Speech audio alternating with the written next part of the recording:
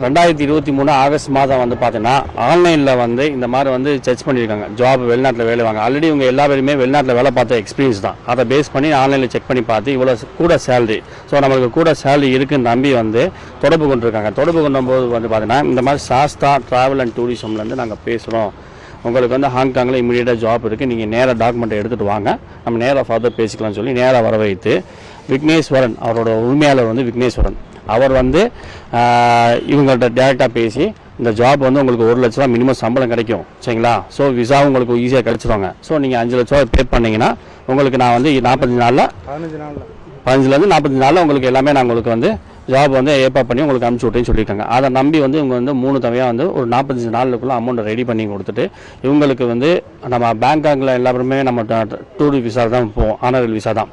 இவங்களை வந்து நீங்கள் பேங்காங்கில் போயிட்டு அங்கேருந்து விசா மாற்றுறதுக்கு ஹாங்காங்கில் போகிறதுக்கு அங்கே நீங்கள் ஒரு 10 நாள் இருக்குன்னு சொல்லி இவங்களும் பேங்காங்கில் போயிருக்காங்க. பட் பேங்காங்கில் போனதுலேருந்து அவர் வந்து எந்த ஒரு ரெஸ்பான்ஸ் இல்லை, அவரும் கூட வந்திருக்காரு போல். எந்த ரெஸ்பான்ஸ் இல்லைனால இவங்க கை காசு வந்து உங்கள் வீட்டிலேருந்து செலவு கேட்டு இருந்து வெயிட் பண்ணி இந்தா வந்துடும் அந்தா வந்துன்னு சொல்லி வெயிட் பண்ணி கடைசி நேரத்தில் வந்து பார்த்தோன்னா எந்த ஒரு இது இல்லைன்னு சொல்லி அவங்க திருப்பி வந்து இந்தியாவுக்கு வந்திருக்காங்க. வந்து டேரெக்டாக அவங்கள வந்து முறையிட்டதுக்கப்புறம் அவர் வந்து இந்த அக்ரிமெண்ட்டில் வந்து 100 ரூபா பத்திரத்தில் வந்து எழுதி கொடுத்துருக்கேன். நான் உங்களுக்கு வந்து ஜாப் வந்து என்கிட்ட இல்லை, ஸோ அதனால் வந்து நான் உங்களுக்கு வந்து 45 நாளில் உங்களுக்கு திருப்பி உங்களோட அமௌண்ட் நான் செட்டில்மெண்ட் பண்ணி சொல்லியிருக்காரு. ஆனால் இவங்க 40 நாள் நம்பி போயிருக்காங்க வீட்டுக்கு. திருப்பி வந்து பார்த்த பிறகு கடையை ஆஃபீஸை க்ளோஸ் பண்ணிட்டாரு.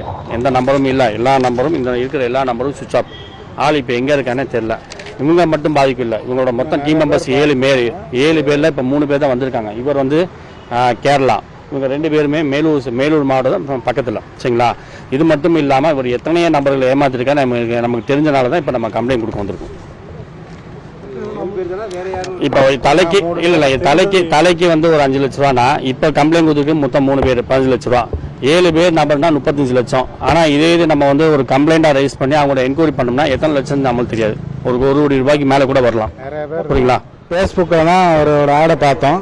ஆடை பார்த்துட்டு நாங்கள் சரி ஃபோன் பண்ணி கேட்டோம், வாங்க நான் மதுரையில் திருநகரில் தான் இருக்கேன், அதான் ஆஃபீஸ்ன்னு சொல்லி ஃபோன் பண்ணி நாங்கள் தேடி போனோம். 3 பேர் போனோம். 3 பேர் போய் நாங்கள் பார்த்த அன்னைக்கு சொன்னார், இந்த மாதிரி ஹாங்காங்கு ஆஃபர் இருக்குது, சம்பளம் வந்து 90,000 1 லட்சம் வரும், நீங்கள் வந்து மொத்தம் வந்து 4.5 லட்ச ரூபா செலவாகும் அப்படின்னு சொன்னார். 15 நாளில் உங்களை அனுப்புவேன், நீங்கள் எந்த அளவுக்கு சீக்கிரம் அமௌண்ட்டு கொடுக்குறீங்கன்னா அந்த அளவுக்குள்ளே நான் வந்து டூரிஸ்ட் விசாவில் எடுத்து அனுப்புவேன், அங்கே வந்து வேலை வாங்கி கொடுப்பாங்க, சம்பளம் 1 லட்ச ரூபா வரும் அப்படின்னு சொல்லி சொன்னார். நாங்கள் போன மறுநாள்லேருந்து ஒரு 80,000 1 லட்சம் அப்படி மாற்றி அமௌண்ட் அக்கௌண்ட்டில் போட்டு விட்டு அது ப்ரூஃப்லாம் வச்சுருக்கோம். மொத்தம் வந்து ஒரு 15 நாள் அப்படியே சொல்லிகிட்டே வந்து ஒரு மாதத்துக்குள்ளே எல்லா அமௌண்ட்டும் வாங்கிட்டு ஹாங்காங் கூட்டிகிட்டு போய் பேங்காங் கூட்டிகிட்டு தாய்லாந்து கூப்பிட்டு போய் ஒரு வாரத்தில் எல்லாம் அங்கே வச்சு எல்லாம் ரெடி பண்ணிடுவாங்க அப்படின்னு சொல்லி கூப்பிட்டு போய் வெயிட் வச்சார். விட்டுட்டு எங்களை இந்தியா வந்துட்டார். கிட்டத்தட்ட 3 மாதம் ஆச்சு, 3 மாதம் ஆயிடுச்சு. நாங்கள் 3 மாதம் வரைக்கும் அந்த வரும்னு சொல்லிகிட்டே இருந்தார். அது வரைக்கும் எங்களால் இருக்க முடியல. அதுக்கப்புறம் நாங்களே இங்கே இந்தியா வந்துட்டோம். சாப்பாட்டுக்கு இந்தியாவிலேருந்து தான் பணம் வந்து வட்டிக்கு வாங்கி தான் நாங்கள் இங்கேருந்து ஃபேமிலிக்கு தான் வட்டிக்கு வாங்கி அனுப்பிச்சி விட்டாங்க. இல்லாட்டி நான் வந்துட்டா அதை வச்சு நீங்கள் வந்துட்டீங்க அதனால் அவங்களுக்கு வேலை வாங்கி தர முடியாது அப்படின்ற சொல்கிற காரணத்தினால இந்த காரணம் சொல்லிடுவாருன்னு சொல்லிட்டு தான். ஏன்னா ஏற்கனவே 5 லட்ச ரூபா கொடுத்துருக்கோம், அவங்க காரணம் சொல்லக்கூடாதுன்றனால தான் நாங்கள் தாக்கு பிடிச்சி அங்கே இருந்தோம். இல்லாட்டி நாங்கள் உடனே வந்திருப்போம். அப்போயே முடியாது எதுவுமே சொல்லாமல் இந்த வரும் காரணம் சொல்லிகிட்டே இருந்தாங்க. இந்த ஆள் வருவாங்க, இந்த விசா ரெடி ஆயிரும், இந்த பண்ணுவாங்க அது பண்ணுவாங்கன்னு சொல்லிகிட்டே எங்களை 3 மாதம் கொண்டு போயிட்டார். வேஸ்ட்டாக எங்களுக்கு அங்கேயே 2 லட்ச ரூபாய்க்கு மேலே செலவாச்சு. 3 மாதம் அங்கேருந்து போய் ரூம் எடுத்து ஒரு நாள் ரூம் வாடகை 1000 ரூபா, 3 மாதம் இருந்தோம். சாப்பாடு செலவு எல்லாம் சேர்த்து எங்களுக்கு அங்கேயே 2 லட்ச ரூபா ஆச்சு. அது இல்லாமல் இந்த 5 லட்ச ரூபா கொடுத்துருக்கோம். மொத்தம் எங்களுக்கு ஒரு ஆளுக்கு 7 லட்ச ரூபாய்க்கு மேலே செலவாயிருக்குது. நான் அவருக்கு வந்து நான் வந்து 5 லட்ச ரூபா தான் தர முடியும், என்கிட்ட கொடுத்த பணம் மட்டும் தான் தர முடியும்னு சொல்லி எங்களுக்கு பத்திரம் எழுதி கொடுத்துருக்காரு. அவர் எழுதி கொடுத்து 70 நாள் ஆச்சு. 45 நாளில் வந்து பணம் தருவேன்னு சொல்லி எழுதி கொடுத்துருக்காரு.